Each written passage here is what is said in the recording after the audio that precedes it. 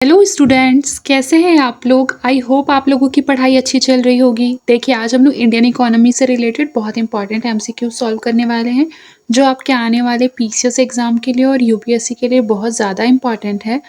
तो चलिए आइए शुरू करते हैं बिना किसी देरी के। आपके स्क्रीन पर आपको पहला क्वेश्चन दिखाई दे रहा होगा, जो कि हरित क्रांति से रिलेटेड है और इस साल के लिए बहुत इंपॉर्टेंट है, क्योंकि इस बार एमएस स्वामीनाथन को भारत रत्न दिया गया है।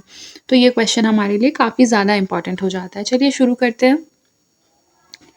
देखिए, फर्स्ट स्टेटमेंट बोल रहा है कि हरित क्रांति का जो मुख्य उद्देश्य है वो मुख्य रूप से उच्च उत्पादकता किस्मों के बीजों के माध्यम से खाद्य उत्पादन को बढ़ाना। ठीक है, तो ये बात तो बिल्कुल सही है।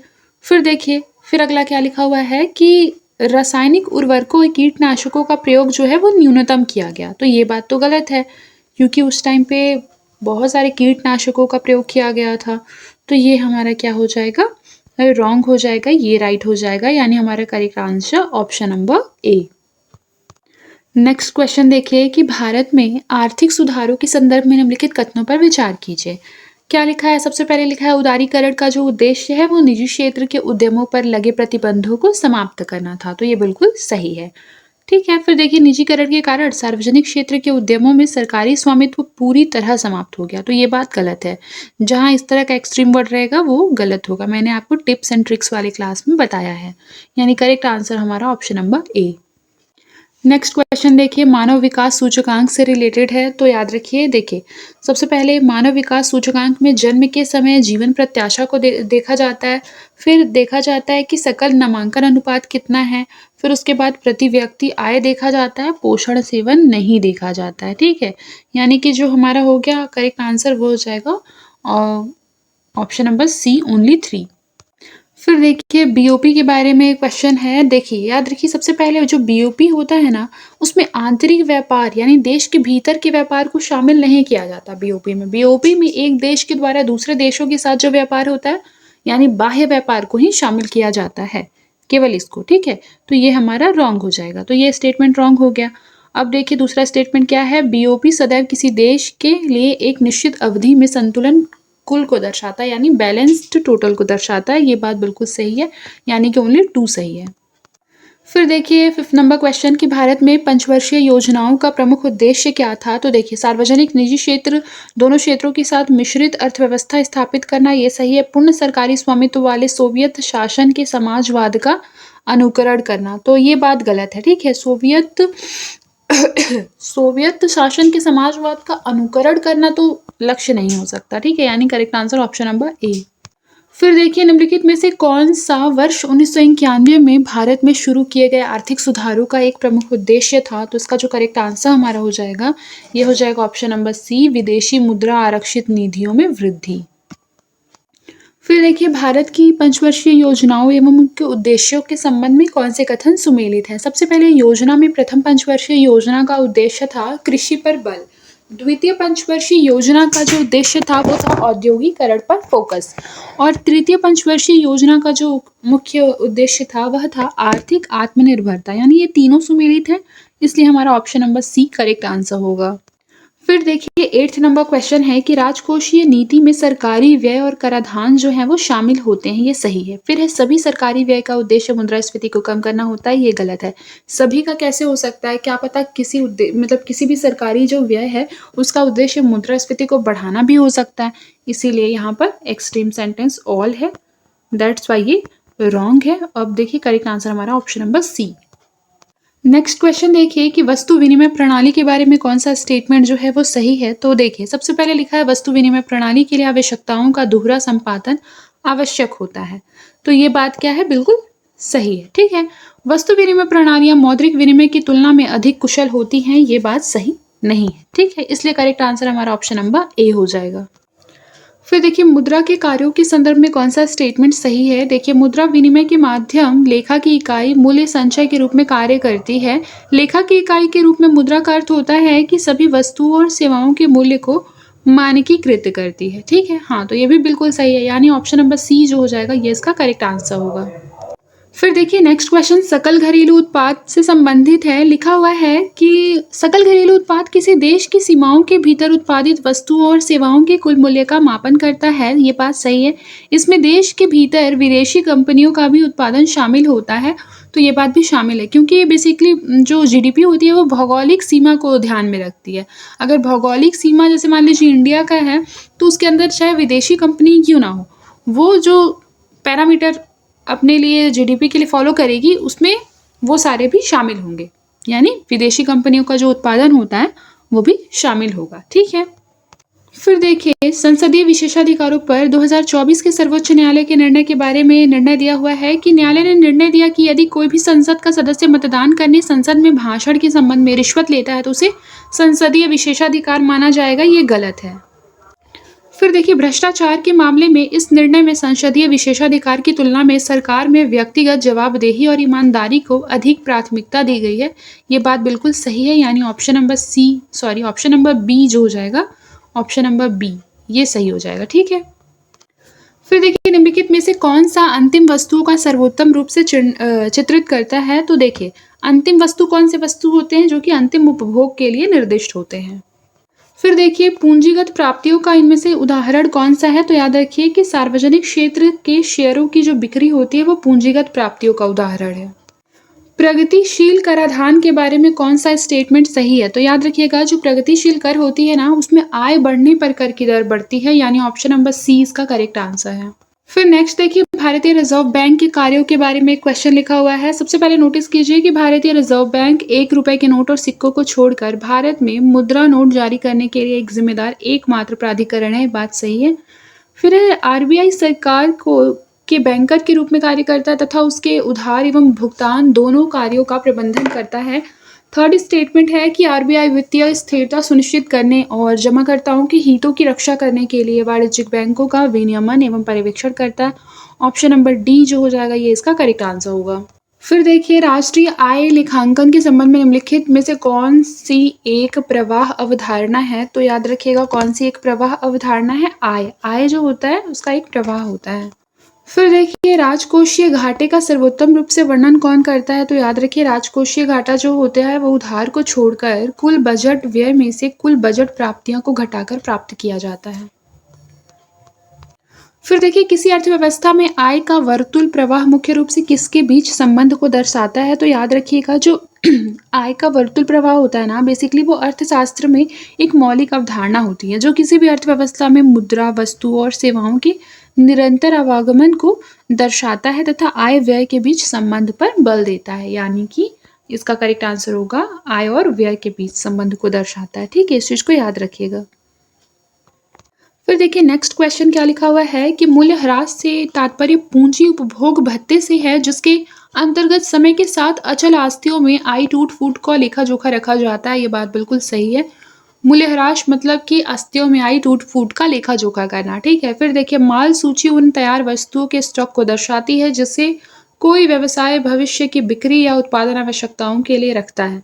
तो ये दोनों ही बिल्कुल सही है। ऑप्शन नंबर सी जो होगा ये इसका करेक्ट आंसर होगा। फिर देखिए कौन सा कथन आय की माप का सटीक वर्णन करता है। तो आय की माप का सटीक वर्णन करता है सीमांत उपभोग प्रवृत्ति आय गुणक निर्धारित करती है। फिर देखिए कौन सा कथन खुले बाजार परिचालन के बारे में सही है। तो देखिए खुला बाजार परिचालन बेसिकली जो ये अवधारणा है ये मुख्य रूप से केंद्रीय बैंक मतलब कि आरबीआई के द्वारा सरकारी प्रतिभूतियों की खरीद और बिक्री को शामिल करती है खुले बाजार की परिचालन के द्वारा। ठीक है, याद रखिएगा। और इसका उद्देश्य बेसिकली क्या होता है कि अर्थव्यवस्था में मुद्रा आपूर्ति का प्रबंधन करना। ठीक है, इस तरीके से यदि देखा जाए मैंने आपको बताया ना कि खुले बाजार परिचालन का मुख्य उद्देश्य होता है प्रतिभूतियों की खरीद बिक्री, जो कि आपको इस ऑप्शन में दिखाई दे रहा है। ठीक है, तो इस तरीके से ऑप्शन नंबर बी हमारा करेक्ट आंसर होगा। फिर देखिए जीडीपी अपस्फीति कारक के बारे में एक क्वेश्चन है। लिखा है कथन कि यह सकल घरेलू उत्पाद में शामिल वस्तुओं की कीमतों में परिवर्तन को दर्शाता है। ये बात सही है। इसकी माप मौद्रिक जीडीपी को वास्तविक जीडीपी से विभाजित करके की जाती है। ये भी सही है, यानी ऑप्शन नंबर ए इसका करेक्ट आंसर है। फिर देखिए रेपो रेट के बारे में क्वेश्चन लिखा हुआ है कि जो रेपो रेट होता है वह दर होता है जिस पर वाणिज्यिक बैंक केंद्रीय बैंक को ऋण प्रदान करता है। तो ये बात गलत है। रेपो रेट वह रेट होता है जिस पर कि केंद्रीय बैंक वाणिज्यिक बैंक को मतलब ऋण प्रदान करता है। ये अपोजिट लिखा हुआ है, ये गलत हो जाएगा। अगर हम 1 को एलिमिनेट करते हैं हमारा करेक्ट आंसर निकल कर ऑटोमेटिकली ऑप्शन नंबर बी आता है। नेक्स्ट हमारा देखिए कि राष्ट्रीय आय लेखांकन के बारे में क्वेश्चन है। राष्ट्रीय आय लेखांकन क्या होता है? तो राष्ट्रीय आय में बाजार और गैर बाजार दोनों प्रकार के लेन देन को शामिल किया जाता है। तो ये बात बिल्कुल सही नहीं है, क्योंकि जो राष्ट्रीय आय होती है बेसिकली वो बाजार मतलब कि ये बाजार उत्पादक को उसमें ध्यान रखा जाता है, गैर बाजार को इसमें शामिल नहीं किया जाता है। ठीक है, बेसिकली तो इस तरीके से यदि देखा जाए तो ये हमारा रॉन्ग हो जाएगा। फिर है राष्ट्रीय आय के मापन के लिए आय विधि, व्यय विधि, उत्पादन विधि सभी मान्यता प्राप्त विधियां हैं। तो ये बात बिल्कुल सही है, वी ऑल नो दैट। अब देखिए आय के वर्तुल प्रवाह से संबंधित प्रवाह का प्रकार और उसके उदाहरण लिखे हुए हैं। चलिए आइए इसे मैच कर लेते हैं। सबसे पहले देखिए वास्तविक प्रवाह। वास्तविक प्रवाह में बेसिकली क्या होता है कि वस्तुओं और सेवाओं की आवाजाही को संदर्भित करता है, यानी कि ये सुमेलित नहीं है। पूंजी प्रवाह। पूंजी प्रवाह में बेसिकली क्या होता है कि सामान्यतः उसमें ऋण या फिर अन्य उत्पादन आगत के बदले वित्तीय भुगतान को हस्तांतरित करना धन प्रवाह के रूप में, या फिर वस्तुओं के आदान प्रदान के लिए वित्तीय लेन देन, ये बेसिकली जैसे कर्मचारियों को हम मजदूरी या वेतन दे रहे हैं तो वो पूंजी प्रवाह कहलाएगा। ठीक है, तो ये बेसिकली इससे मैच कर रहा है। ठीक है, और वास्तविक प्रवाह। वास्तविक प्रवाह में ये हो जाएगा कि किसी दुकान से किराए का सामान खरीदना। फिर है देखिए वित्तीय प्रवाह। वित्तीय प्रवाह क्या होता है? इसमें एक परिवार द्वारा बॉन्ड में निवेश किया जाता है। तो ये बिल्कुल सही है, यानी ऑप्शन नंबर ए इसका करेक्ट आंसर होगा। नेक्स्ट क्वेश्चन देखिए 27 नंबर है कि खुली अर्थव्यवस्थाओं के बारे में निम्नलिखित स्टेटमेंट पर ध्यान देना है। सबसे पहले लिखा है खुली अर्थव्यवस्थाएं उत्पादन, वित्तीय और श्रम बाजारों के माध्यम से अन्य अर्थव्यवस्थाओं के साथ अंतःक्रिया करती हैं। ये बात बिल्कुल सही है। खुली अर्थव्यवस्था में विदेशी मुद्रा दर जो होती है वो अप्रासंगिक होती है, तो ऐसा नहीं है, प्रासंगिक होती है। ठीक है, तो ये हमारा रॉन्ग है। Correct answer option number A.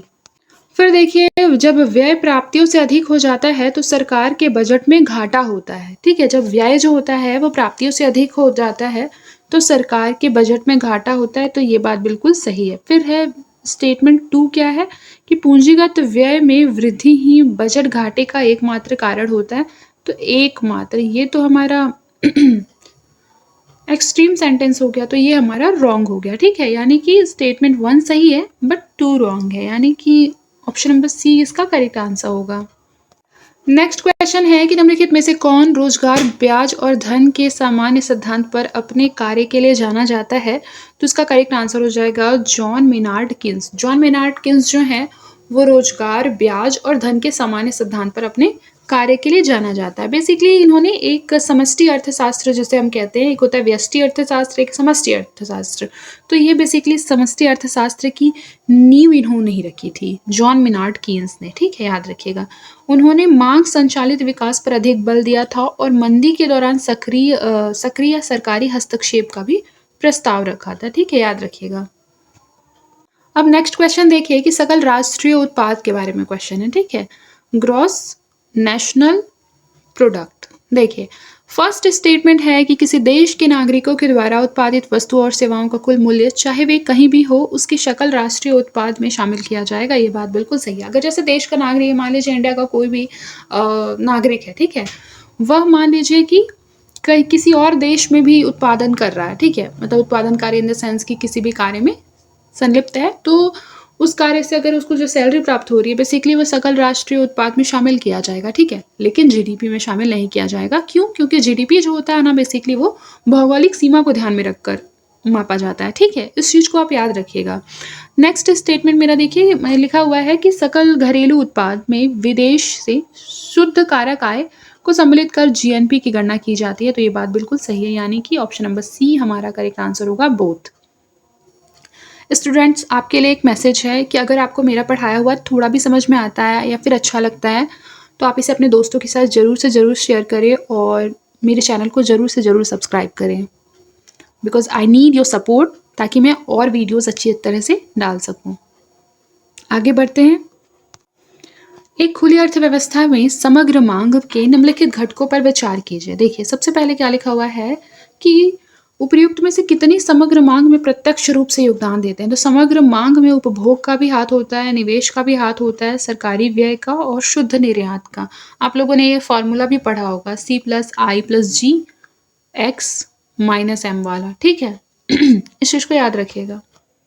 फिर देखिए, सकल घरेलू उत्पाद एवं कल्याण के संदर्भ में निम्नलिखित में से कौन सा स्टेटमेंट सही है? तो देखिए, सबसे पहले लिखा हुआ है कि सकल घरेलू उत्पाद हमेशा नागरिकों के कल्याण के लिए होगा, ऐसा जरूरी नहीं है। फिर उच्च सकल घरेलू उत्पाद बेहतर जीवन के स्तर की गारंटी देता है, यह भी सही नहीं है।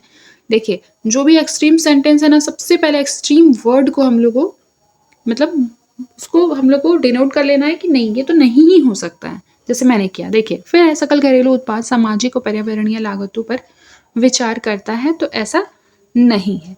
फिर देखिए, सकल घरेलू उत्पाद समग्र कल्याण की तुलना में आर्थिक उत्पादन को प्राथमिकता देता है, बिल्कुल सही। नेक्स्ट क्वेश्चन देखिए कि चालू खाते के निम्नलिखित घटकों पर विचार कीजिए। सबसे पहले क्या लिखा हुआ है? सबसे पहले लिखा हुआ है वस्तु निर्यात और आयात, विदेशी निवेश से आय, प्रेषण।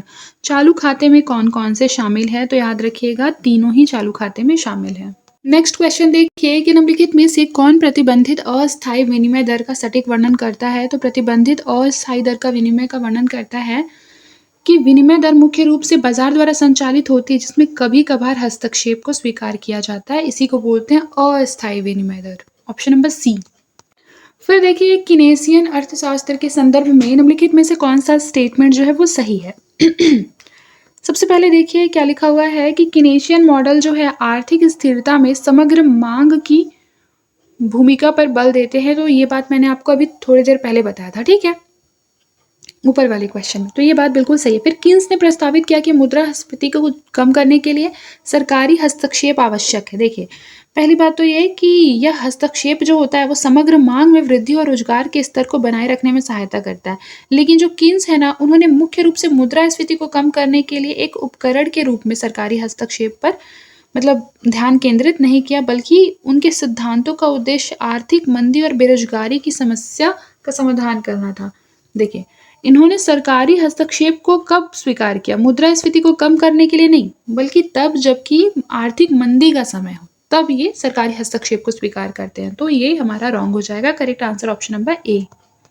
फिर देखिए, कौन सा कथन जो है राजकोषीय गुणक प्रभाव को सर्वोत्तम रूप से वर्णित करता है? तो याद रखिए, राजकोषीय गुणक प्रभाव यह मापता है कि सार्वजनिक व्यय का कुल उत्पादन को किस प्रकार प्रभावित करता है। ठीक है, ऑप्शन नंबर डी इसका करेक्ट आंसर है। बैंकिंग प्रणाली के बारे में ये क्वेश्चन है। बैंकिंग प्रणाली के बारे में लिखा है, वाणिज्यिक बैंकों को अपनी जमा राशि का एक निश्चित प्रतिशत आरक्षित मुद्रा के रूप में रिजर्व बैंक के पास रखने का निर्देश दिया गया है। तो ये बिल्कुल सही है। फिर आइए अगला देखते हैं कि आरक्षित अनुपात की आवश्यकता का उद्देश्य अर्थव्यवस्था में अधिक तरलता को बढ़ावा देना है। तो ये बात सही नहीं है। करेक्ट आंसर हो जाएगा ऑप्शन नंबर ए। ठीक है, फिर अगले क्वेश्चन की ओर चलते हैं।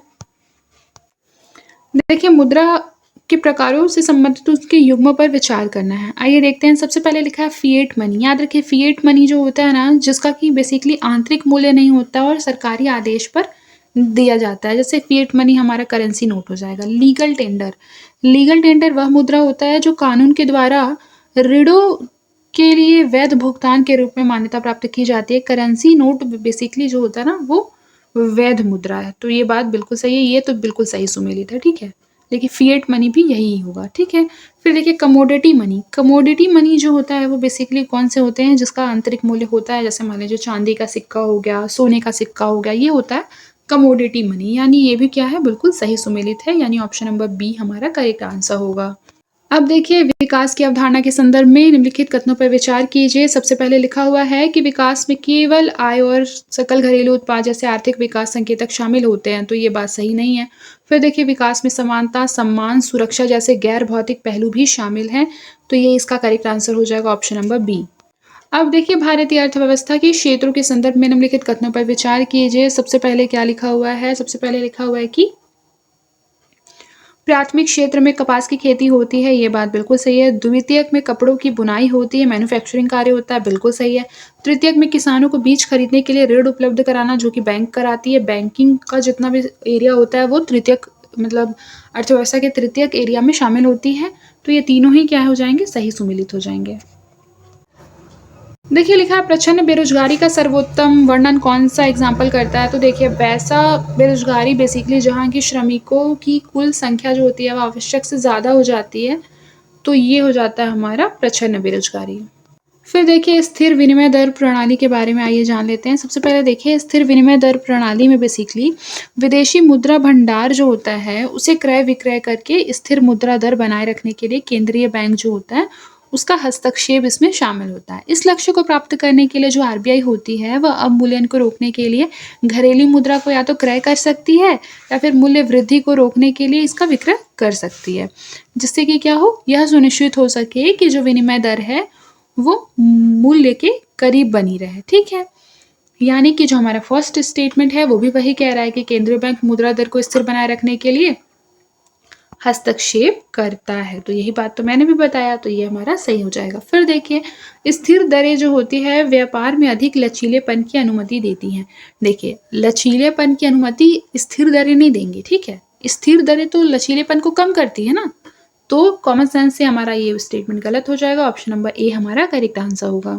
फिर देखिए कौन सा जो कथन है वो लचीली विनिमय दर प्रणाली को सर्वोत्तम रूप से व्याख्यायित करता है? तो याद रखिए ऑप्शन नंबर सी, विनिमय दर बाजार में मुद्रा की आपूर्ति और मांग से निर्धारित होती है। ऑप्शन नंबर सी जो हो जाएगा हमारा करेक्ट आंसर हो जाएगा। ठीक है, याद रखिएगा।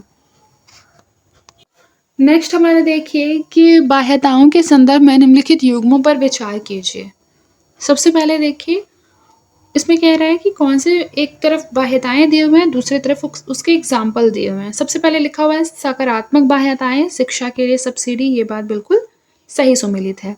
फिर देखिए लिखा है नकारात्मक कारखानों से प्रदूषण, तो ये भी सही सुमेलित है। शून्य बाह्यताएं जो है वो सरकारी व्यय लिखा है, ये गलत है। देखिए शून्य बाह्यताओं का बेसिकली अर्थ होता है ना कि तीसरे पक्ष का कोई प्रभाव ही नहीं पड़ता है, लेकिन सरकारी व्यय का ऐसा नहीं है। सरकारी व्यय के जो होते हैं वो आमतौर पर सकारात्मक प्रभाव पड़ता है। ठीक है, और अगर मान लीजिए अकुशल व्यय कर रही है सरकार तो उसका नकारात्मक प्रभाव, लेकिन शून्य बाह्यताएं का मतलब होता है कि कोई भी प्रभाव नहीं पड़ेगा, तो ये हमारा रॉन्ग हो जाएगा। करेक्ट आंसर हमारा ऑप्शन नंबर बी हो जाएगा। नेक्स्ट क्वेश्चन स्टॉक और प्रवाह चर के बारे में है, आइए देखते हैं। सबसे पहले लिखा है स्टॉक चरों को किसी विशेष समय पर मापा जाता है, ये बात सही है।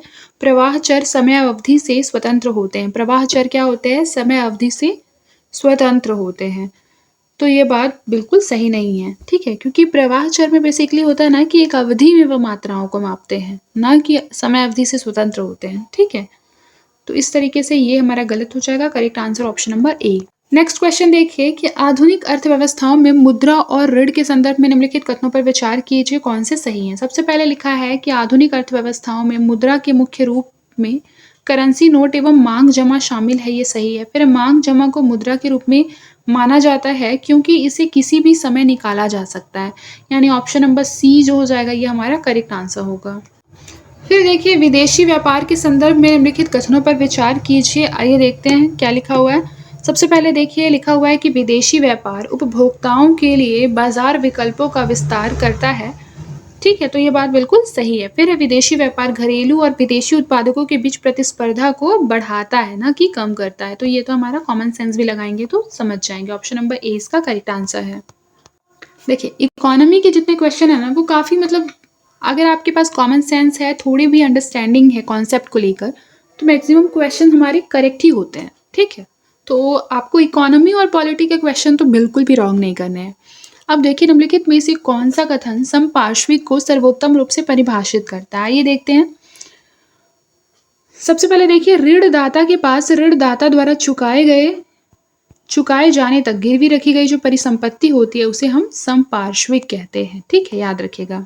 संपार्श्विक बेसिकली क्या होती है? एक संपत्ति या परिसंपत्ति होती है जिसे कि कोई भी उधारकर्ता जो होता है वो ऋण के लिए सुरक्षा के रूप में ऋणदाता के पास गिरवी रखता है और उसे कब लौटाता है, मतलब जो ऋणदाता होता है वो उसको कब लौटाता है? जबकि उसने सारी उधारी क्या होती है? चुका दी होती है। आप लोगों ने सुना भी होगा, उसे ही समपार्श्विक कहते हैं। समपार्श्विक में बेसिकली कुछ भी आप मान सकते हैं, जैसे कि कोई अपना वाहन गिरवी रख देता है, कोई अचल संपत्ति रख देता है, कोई किसी स्टॉक को, कोई मान लीजिए अपनी गोल्ड ज्वेलरी को, तो इस तरीके से। नेक्स्ट देखिए कि वैश्वीकरण से संबंधित निम्नलिखित कारकों पर विचार कीजिए कि किन किन कारकों ने वैश्वीकरण की प्रक्रिया को सुगम बनाया है। ठीक है, मतलब वैश्वीकरण की प्रक्रिया को आसान बनाया है। तो उन्नत परिवहन प्रौद्योगिकियां, ये तो होगा। व्यापार निवेश की नीतियों का उदारीकरण होगा। विभिन्न देशों में कुशल श्रमिकों के आवागमन पर प्रतिबंध, ये तो नहीं होगा। कॉमन सेंस अगर आप लगाएंगे तो थर्ड स्टेटमेंट रॉन्ग करके ऑटोमेटिकली हमारा आंसर ऑप्शन नंबर ए लाएंगे। नाउ नेक्स्ट क्वेश्चन है कि उपभोक्ता संरक्षण अधिनियम यानी कोपरा के संदर्भ में निम्नलिखित कथनों पर विचार करना है। देखिए, दो स्टेटमेंट लिखे हुए हैं, आइए देखते हैं। सबसे पहले लिखा है कि कोपरा जो है वो उपभोक्ताओं को अनुचित व्यापार प्रथाओं के विरुद्ध शिकायत दर्ज करने में सक्षम बनाता है। कोपरा जो है केवल सरकारी उद्यमों से खरीदे गए सामान पर लागू होता है, तो ये बात गलत है। ठीक है, ऑप्शन नंबर ए इसका करेक्ट आंसर हो जाएगा।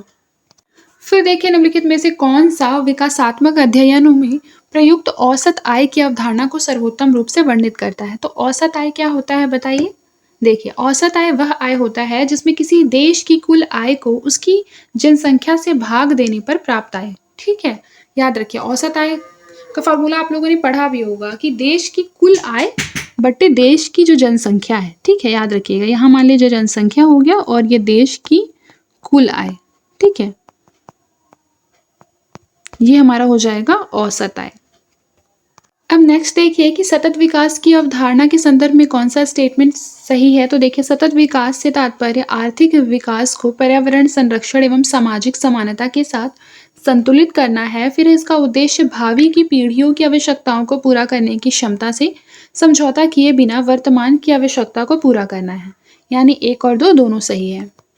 देखिए, लिखा है कि मानव पूंजी का सर्वोत्तम रूप से वर्णन कौन करता है। तो याद रखिए, जो मानव पूंजी होती है ना, बेसिकली वो कौशल ज्ञान पर आधारित होती है। कौन सा आपको इसमें से ऑप्शन दिखाई दे रहा है कौशल ज्ञान पर आधारित। तो देखिए, कौशल ज्ञान पर आधारित, ऑप्शन नंबर बी।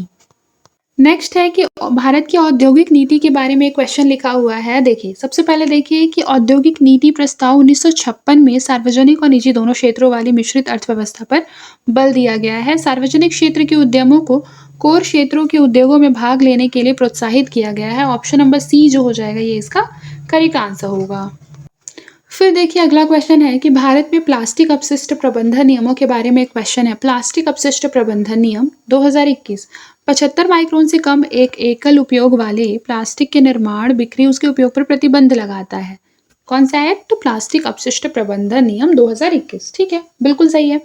फिर देखिए, नियमों में विस्तारित उत्पादक उत्तरदायित्व ईपीआर को अनिवार्य बनाया गया है, जिससे उत्पादकों को प्लास्टिक अपशिष्ट के प्रबंधन के लिए उत्तरदायी बनाया जा सके। यानी कि ये दोनों ही स्टेटमेंट क्या हो जाएंगे, बिल्कुल सही हो जाएंगे। फिर देखिए, बैटरी अपशिष्ट प्रबंधन नियम 2022 के द्वारा लक्षित निम्नलिखित कारकों पर विचार कीजिए। सबसे पहले स्टेटमेंट क्या लिखा हुआ है कि प्रयुक्त बैटरियों का संग्रहण एवं उसका पुनर्चक्रण। उसके पश्चात लिखा है कि बैटरियों निर्माताओं के लिए विस्तारित उत्पादक उत्तरदायित्व, लैंडफिल में लिथियम आयन बैटरियों का निपटान, फिर बैटरी पुनर्चक्रण निर्देश के लिए मानकीकृत लेबलिंग। अब हमें बताना है कि कौन सा इसमें करेक्ट आंसर हमारा होगा। ठीक है, तो इसका करेक्ट आंसर होगा हमारा option number D. Next question देखिए कि कौन सा ग्रीन क्रेडिट कार्यक्रम का मुख्य उद्देश्य है जिसे भारत सरकार के द्वारा आरंभ किया गया था। तो इसका जो करेक्ट आंसर हमारा हो जाएगा वो ऑप्शन नंबर ए, पर्यावरण अनुकूल प्रथाओं को लागू करने वाले उद्योगों को पुरस्कृत करना। फिर देखिए, अंतर्राष्ट्रीय बिग कैट अलायंस निम्नलिखित में से किस प्रजाति के संरक्षण पर ध्यान केंद्रित करता है। तो याद रखिएगा, ऑप्शन नंबर बी, शेर, हिम तेंदुआ, जैगुआर और बाघ। हमारा नेक्स्ट क्वेश्चन होगा कि शून्य बजट प्राकृतिक खेती के बारे में निम्नलिखित कथनों पर विचार कीजिए। देखिए, सबसे पहले लिखा है शून्य बजट प्राकृतिक खेती पद्धतियों में उच्च फसल उपज के लिए रासायनिक उर्वरकों के प्रयोग पर बल दिया जाता है। तो ये बात बिल्कुल गलत है, क्योंकि यहाँ पर साफ साफ लिखा हुआ है शून्य बजट प्राकृतिक खेती जो होती है वो रसायन मुक्त खेती होती है। ठीक है, तभी तो बोल रहा है ना, शून्य बजट प्राकृतिक खेती, नाम से ही स्पष्ट है। तो कॉमन सेंस लगाएंगे तो फर्स्ट स्टेटमेंट को रॉन्ग कर देंगे। फिर देखिए, सेकंड स्टेटमेंट है कि सरकार द्वारा किसानों की इनपुट लागत कम करने और मृदा स्वास्थ्य में सुधार लाने के लिए इसे बढ़ावा दिया जा रहा है। ये बिल्कुल सही है, ऑप्शन नंबर बी हमारा करेक्ट आंसर होगा। फिर देखिए, प्रतिनिधि एकाग्रता पथ के बारे में पूछ रहा है कि प्रतिनिधि एकाग्रता पथ जो है वो किससे संबंधित है। तो याद रखिए कि जो प्रतिनिधि एकाग्रता पथ है वो किससे संबंधित है बताइए। ग्रीन हाउस गैस सांद्रता स्तरों में परिदृश्य, ऑप्शन नंबर ए से संबंधित है। फिर देखिए क्वाड के बारे में क्वेश्चन लिखा हुआ है। क्वाड के बारे में क्या कह रहा है कि क्वाड जो है वो भारत, जापान, संयुक्त राज्य अमेरिका और ऑस्ट्रेलिया के द्वारा हिंद प्रशांत क्षेत्र में मुक्त एवं खुले व्यापार को बढ़ावा देने के लिए गठित एक रणनीतिक गठबंधन है। ठीक है, तो ये बिल्कुल सही है। फिर देखिए क्वाड का उद्देश्य चीन के प्रभाव को संतुलित करने के लिए दक्षिण चीन सागर में सैन्य उपस्थिति स्थापित करना है, तो ये बात गलत है। इसका जो उद्देश्य नहीं है ये, यानी ऑप्शन नंबर ए हमारा करेक्ट आंसर है। नेक्स्ट क्वेश्चन देखिए, यूएनडीपी के द्वारा लैंगिक असमानता सूचकांक में कौन कौन से आयाम शामिल होते हैं? तो याद रखिएगा लैंगिक असमानता सूचकांक में कौन कौन से आयाम हैं? देखिए सबसे पहले प्रजनन स्वास्थ्य, फिर शैक्षणिक उपलब्धि, संसदीय प्रतिनिधित्व, वरिष्ठ भूमिकाओं में रोजगार। देखिए वरिष्ठ भूमिकाओं में रोजगार को ये नहीं नापता है, यानी ऑप्शन नंबर सी जो हो जाएगा हमारा करेक्ट आंसर हो जाएगा। याद रखिए कि यूएनडीपी के द्वारा जो लैंगिक असमानता सूचकांक है बेसिकली उसमें वरिष्ठ पदों पर रोजगार को नहीं मापा जाता है। अब हमारा नेक्स्ट क्वेश्चन है कि डीआरडीओ के द्वारा विकसित की जा रही very short range air defence system किस उद्देश्य को पूरा करने के लिए निर्मित की गई है? तो याद रखिएगा किस उद्देश्य के लिए निर्मित की गई थी? कम ऊंचाई वाले खतरों से बचाव के लिए। फिर देखिए नेक्स्ट क्वेश्चन देख लीजिए, लिखा है आरबीआई एकीकृत लोकपाल योजना। याद रखिए आरबीआई एकीकृत लोकपाल योजना जैसे बैंकिंग, एनबीएफसी, डिजिटल लेन देन के लिए अलग अलग लोकपाल योजनाओं को एक ही ढांचे के तहत एकीकृत करती है। बिल्कुल सही है। फिर है यह योजना ग्राहकों को शिकायत दर्ज करने की अनुमति देती है यदि विनियमित संस्था जो है वो 60 दिनों तक उनकी समस्या का समाधान नहीं किया जाता, तो ये गलत है। ये हमारा 30 डेज का है। किसका है? 30 डेज का। ठीक है, तो ये बेसिकली हमारा रॉन्ग हो जाएगा। उसके बाद देखिए इस योजना में 50 करोड़ रुपए या उससे अधिक जमा राशि वाले गैर अनुसूचित प्राथमिक सहकारी बैंक शामिल होते हैं। ये बिल्कुल सही है, यानी ऑप्शन नंबर सी हमारा करेक्ट आंसर होगा। निम्नलिखित में से कौन सा प्राथमिक घाटे का सही वर्णन करता है? तो देखिए प्राथमिक घाटे का सही वर्णन कौन सा करता है? राजकोषीय घाटा में से ब्याज भुगतान को घटाकर प्राथमिक घाटे को प्राप्त किया जाता है। आर्थिक एजेंटों के संदर्भ में निम्नलिखित कथनों पर विचार कीजिए। देखिए सबसे पहले लिखा है आर्थिक एजेंटों में उपभोग, उत्पादन और संसाधन आवंटन में शामिल सभी संस्थाएं शामिल हैं जिनमें परिवार, फर्म एवं सरकारी निकाय भी शामिल है। फिर आर्थिक विश्लेषण में बैंकों जैसे वित्तीय संस्थाओं को भी निवेश एवं ऋण प्रवाह को प्रभावित करने में उनकी भूमिका के कारण आर्थिक एजेंट के रूप में वर्गीकृत किया जाता है। तो ये बात में बिल्कुल सही है, यानी कि ऑप्शन नंबर सी जो हो जाएगा ये बिल्कुल सही हो जाएगा।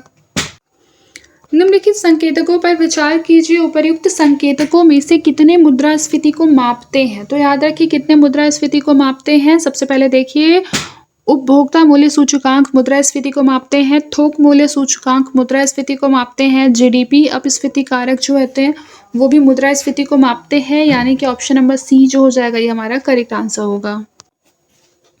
अब हमारा नेक्स्ट क्वेश्चन है कि मौद्रिक नीति के लिए आरबीआई के द्वारा उपयोग किए जाने वाले उपकरणों में से निम्नलिखित कथनों पर विचार कीजिए। पहला स्टेटमेंट क्या है कि वैधानिक तरलता अनुपात जिसे एसएलआर कहते हैं, ठीक है, में वृद्धि से वाणिज्यिक ऋण के लिए उपलब्ध धनराशि जो होती है वो कम हो जाती है। तो ये बात बिल्कुल सही है। फिर नेक्स्ट है कि बैंक दर को कम करने से बैंकों को व्यवसायों या व्यक्तियों को ऋण देने में वृद्धि के लिए प्रोत्साहन मिलता है, यानी ऑप्शन नंबर सी हमारा करेक्ट आंसर है। फिर देखिए सीपीआई और जीडीपी अपस्फीति कारक के संदर्भ में निम्नलिखित कथनों पर विचार कीजिए। देखिए सबसे पहले लिखा है कि जो सीपीआई होता है उसमें आयातित वस्तुओं की कीमतें भी शामिल होती हैं, जबकि जो जीडीपी अपस्फीति कारक होता है उसमें शामिल नहीं किया जाता है, ठीक है, वस्तु की कीमतों को। तो ये बात क्या है? बिल्कुल सही है। फिर देखिए कि जो सीपीआई होती है, सीपीआई का मतलब होता है आपको पता होगा उपभोक्ता मूल्य सूचकांक, ठीक है। उपभोक्ता मूल्य सूचकांक में भार जो होता है वो स्थिर रहता है, लेकिन उत्पादन स्तर के आधार पर जीडीपी अपस्फीति कारक में उसमें भिन्नता हो सकती है। तो ये दोनों ही स्टेटमेंट बिल्कुल सही है, ऑप्शन नंबर सी जो हो जाएगा हमारा करेक्ट आंसर होगा। फिर नेक्स्ट क्वेश्चन देखिए कि भारत की क्वांटम कंप्यूटिंग पहल में निम्नलिखित अनुप्रयोगों पर विचार कीजिए कि कौन कौन से भारत के क्वांटम कंप्यूटिंग अनुसंधान में उपर्युक्त में से कितने को सक्रिय रूप से प्राथमिकता दी गई है, ठीक है। तो देखिए सबसे पहले क्या लिखा हुआ है यहाँ पे? क्रिप्टोग्राफी और सुरक्षित संचार। उसके पश्चात लिखा हुआ है जलवायु मॉडलिंग, और उसके बाद लिखा हुआ है वित्तीय बाजार का पूर्वानुमान, और उसके बाद क्या लिखा हुआ है? अनुवांशिक डेटा विश्लेषण। देखिए सबसे पहले तो ये इसका आंसर हो जाएगा ऑप्शन नंबर डी, क्योंकि सभी को इसमें प्राथमिकता दी गई है। फिर देखिए multiple independently targetable re entry vehicle तकनीक मुख्य रूप से निम्नलिखित में से किस उद्देश्य के लिए डिजाइन की गई है? तो याद रखिएगा एक ही बैलिस्टिक मिसाइल से कई परमाणु हथियार को पहुंचाने के लिए इसे डिजाइन किया गया है। फिर देखिए भारत में एंड टू एंड क्वांटम संचार लिंक की स्थापना क्यों इम्पॉर्टेंट है? तो याद रखिएगा क्यों इम्पॉर्टेंट है। Option number B, quantum cryptography का उपयोग करके सुरक्षित सरकारी संचार को सक्षम करने के लिए। फिर देखिए सबमरीन केबल सिस्टम निम्नलिखित में से किस उद्देश्य के लिए महत्वपूर्ण है? तो याद रखिए जो सबमरीन केबल सिस्टम है वो क्यों इम्पॉर्टेंट हो जाता है? क्योंकि देश के बीच हाई स्पीड इंटरनेट कनेक्टिविटी को सक्षम करने के लिए। ऑप्शन नंबर ए इसका करेक्ट आंसर होगा। अब देखिए परमाणु प्रौद्योगिकी में फास्ट ब्रीडर रिएक्टरों को महत्वपूर्ण क्यों माना जाता है? क्योंकि वे जितना उपभोग करते हैं वे उससे अधिक विखंडनीय पदार्थ उत्पन्न करते हैं। Option number B. फिर देखिए अगला क्वेश्चन 80 नंबर है कि एक राष्ट्र एक चुनाव पहल के संदर्भ में निम्नलिखित स्टेटमेंट्स पर विचार कीजिए। सबसे पहले देखिए लिखा है लोकसभा और राज्य विधानसभा का चुनाव एक साथ कराना, तो ये बात बिल्कुल सही है। फिर है एक सामान्य मतदाता सूची का क्रियान्वयन करना, तो ये बात भी बिल्कुल सही है। लिखा है स्थानीय निकाय चुनावों का राष्ट्रीय चुनावों के साथ समन्वय, ये गलत है। तो correct answer option number B. अब देखिए लिखा है चुनावों के दौरान आदर्श आचार संहिता के बारे में क्वेश्चन लिखा हुआ है। सबसे पहले क्या लिखा हुआ है कि एमसीसी को वैधानिक समर्थन प्राप्त होता है, तो ये बात सही नहीं है क्योंकि देखिए जो आदर्श आचार संहिता है उसके पास वैधानिक समर्थन नहीं होता है। तो इसका करेक्ट आंसर हमारा क्या हो जाएगा? Option number B. क्यों? क्योंकि हम लोगों ने अगर वन ही एलिमिनेट कर दिया है तो करेक्ट आंसर क्या होगा? Option number B. फिर देखिए नागरिक संशोधन अधिनियम 2019 के संदर्भ में निम्नलिखित कथनों पर विचार कीजिए। देखिए सबसे पहले क्या लिखा हुआ है नागरिक संशोधन अधिनियम में, आइए देखते हैं। लिखा है कि यह अधिनियम पाकिस्तान, बांग्लादेश, अफगानिस्तान के 6 धार्मिक अल्पसंख्यकों को नागरिकता प्रदान करता है, तो ये बात बिल्कुल सही है। फिर है यह भारतीय संविधान की 6ठी अनुसूची के अंतर्गत आने वाले क्षेत्रों को इस दायरे के बाहर रखता है, तो ये बात भी बिल्कुल सही है। ऑप्शन नंबर सी इसका करेक्ट आंसर है। नेक्स्ट क्वेश्चन देखिए कि ग्रीन हाइड्रोजन का सर्वोत्तम वर्णन कौन करता है? तो याद रखिए ग्रीन हाइड्रोजन का वर्णन कौन करता है? नवीकरणीय ऊर्जा स्रोतों का उपयोग करके इलेक्ट्रोलिसिस के माध्यम से उत्पन्न हाइड्रोजन ग्रीन हाइड्रोजन कहलाती है। Option number C. फिर देखिए अगला क्वेश्चन है कि मैनग्रोव अलायंस फॉर क्लाइमेट, ठीक है। फर्स्ट स्टेटमेंट लिखा है कि Bharat mangrove alliance for climate का संस्थापक सदस्य है, ये सही है। इस गठबंधन का उद्देश्य जलवायु परिवर्तन का सामना करने के लिए मैनग्रोव को संरक्षित पुनर्स्थापित करना है, सही है। फिर है यह पहल संयुक्त राष्ट्र पर्यावरण कार्यक्रम के द्वारा शुरू की गई थी, तो ये गलत है। देखिए जो COP27 हुआ था मिस्र के शर्म लेक में, ठीक है, उस जलवायु शिखर सम्मेलन में संयुक्त अरब अमीरात और इंडोनेशिया ने संयुक्त रूप से मैनग्रोव अलायंस फॉर क्लाइमेट को लॉन्च किया था, ठीक है। तो ये हमारा रॉन्ग हो जाएगा, यानी करेक्ट आंसर हमारा ऑप्शन नंबर ए। फिर देखिए निम्नलिखित में से कौन सा कथन समुद्र तटों के लिए ब्लू फ्लैग प्रमाणन का सर्वोत्तम रूप से वर्णन करता है? तो ब्लू फ्लैग प्रमाणन का वर्णन करता है कि कुछ पर्यावरणीय और सुरक्षा मानकों को पूरा करने वाले समुद्र तटों को प्रदान किया जाने वाला एक इको प्रमाणन है, ठीक है, याद रखिएगा option number B. Next question देखिए कि राष्ट्रीय स्वच्छ वायु कार्यक्रम के बारे में क्वेश्चन लिखा हुआ है कि जो राष्ट्रीय स्वच्छ वायु कार्यक्रम है उसका लक्ष्य है कि वर्ष 2024 तक पार्टिकुलेट मैटर सांद्रता में 20 से 30% की कमी लाना है। फिर है इसमें केंद्र सरकार, राज्य सरकारों एवं स्थानीय निकायों के बीच सहयोगात्मक प्रयास शामिल किया गया है। इस कार्यक्रम में वायु प्रदूषण को नियंत्रित करने के लिए निवारक एवं सुधारात्मक दोनों प्रकार की कार्यवाही भी शामिल है, यानी ऑप्शन नंबर डी हमारा करेक्ट आंसर होगा क्योंकि तीनों ही स्टेटमेंट हमारा सही है। फिर देखिए निम्नलिखित में से कौन सा कथन मिशन कर्मयोगी का सर्वोत्तम रूप से वर्णन करता है? तो याद रखिए जो मिशन कर्मयोगी है वो सरकारी कर्मचारियों के लिए क्षमता निर्माण की एक पहल है। देखिए अटल भूजल योजना के बारे में, इसका उद्देश्य जल संकट ग्रस्त क्षेत्रों में भूजल प्रबंधन में सुधार लाना है, ये बात सही है। इसका वित्त पोषण भारत सरकार एवं विश्व बैंक के द्वारा किया जा रहा है अटल भूजल का, ये बात भी सही है। याद रखिएगा ये थर्ड स्टेटमेंट लिखा है कि यह विशेष रूप से शहरी क्षेत्रों को लक्षित करता है, ये गलत है क्योंकि अटल भूजल योजना जो है वो ग्रामीण क्षेत्रों को लक्षित करता है, ये रॉन्ग हो जाएगा। फिर देखिए भारत में नगरीय निकाय चुनाव निम्नलिखित में से किस प्रावधान के द्वारा शासित होते हैं? तो याद रखिएगा भारतीय संविधान का भाग 9A के द्वारा। फिर देखिए घरेलू उपभोग व्यय सर्वेक्षण मुख्य रूप से निम्नलिखित में से किस उद्देश्य के लिए डेटा को एकत्रित करती है? तो याद रखिएगा वस्तु एवं सेवाओं पर घरेलू व्यय पैटर्न का विश्लेषण करने के लिए। Option number B. फिर देखिए भारत की ग्रामीण अर्थव्यवस्था में प्राथमिक कृषि ऋण समितियां की क्या भूमिका होती है? तो याद रखिए प्राथमिक कृषि ऋण समितियों की क्या भूमिका होती है? तो याद रखिएगा किसानों की मौसमी आवश्यकताओं के लिए अल्पकालिक ऋण को उपलब्ध कराना। Option number B. फिर देखिए digital ecosystem for skilling and livelihood stack का प्राथमिक उद्देश्य क्या है? तो देखिए digital ecosystem for skill and livelihood का जो मुख्य उद्देश्य होता है वह होता है विभिन्न क्षेत्रों में कौशल अपस्किलिंग एवं री स्किलिंग के लिए डिजिटल प्लेटफॉर्म बनाना। Option number C. Next question है कि निम्नलिखित में से कौन सा कथन नीति आयोग के द्वारा शुरू किया गया वोकल फॉर लोकल पहल का सर्वोत्तम उद्देश्य है? तो याद रखिएगा इसका जो मुख्य उद्देश्य है ऑप्शन नंबर बी भारतीय लघु एवं मध्यम उद्यमों के लिए बाजार पहुंच सृजित करना। Option number B. फिर देखिए next question electronic mobility promotion scheme 2024 का जो प्राथमिक उद्देश्य है वह क्या है? तो याद रखिएगा सार्वजनिक निजी क्षेत्रों में इलेक्ट्रिक वाहन जो है उसे अपनाने के लिए प्रोत्साहित करना इलेक्ट्रिक मोबिलिटी प्रमोशन स्कीम का प्राथमिक उद्देश्य है। देखिए ये जो क्वेश्चन है कि बॉन्ड के प्रकार और उसकी विशेषताएं, सबसे पहले ट्रेजरी बिल याद रखिएगा कि जो ट्रेजरी बिल होते हैं वो शून्य कूपन बॉन्ड होते हैं। क्यों? क्योंकि उन्हें छूट पर जारी किया जाता है, बट्टे पर जारी किया जाता है, इसीलिए ट्रेजरी बिल को शून्य कूपन बॉन्ड कहा जाता है। तो ये बिल्कुल सही सुमेलित है। फिर सेकंड देखिए नगद प्रबंधन बिल की जो परिपक्वता अवधि होती है 91 डेज से कम होती है, बिल्कुल सही है। फिर दिनांकित सरकारी प्रतिभूतियां केवल अस्थायी ब्याज पर, तो ये गलत हो जाएगा क्योंकि ये अस्थायी और स्थायी ब्याज दर दोनों पर जारी होता है। फिर है राज्य विकास ऋण केवल केंद्र सरकार द्वारा नहीं बल्कि राज्य सरकार द्वारा जारी किया जाता है, तो ये भी हमारा रॉन्ग हो जाएगा, ये दोनों राइट है।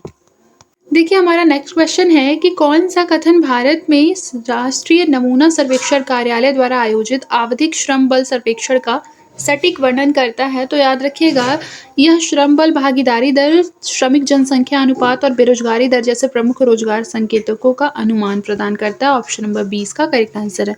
आज के लिए बस इतना ही, मिलते हैं नेक्स्ट क्लास में, तब तक के लिए अपना ख्याल रखें और मन लगाकर पढ़ाई करते रहें।